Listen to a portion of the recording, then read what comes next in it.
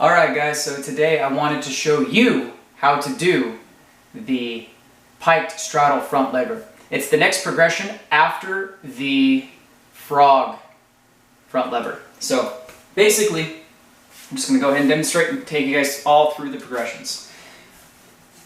May not be able to see the bar, but that's okay because I wanted you guys to see the positions of my legs and feet. So you're going to go into your normal stance, come up, whoop. Okay.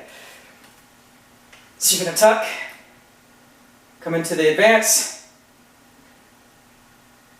frog, and then the piked straddle front lever.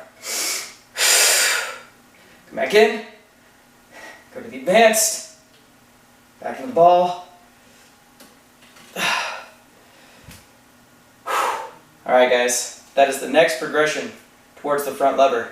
And that is how you do the piked straddle front lever.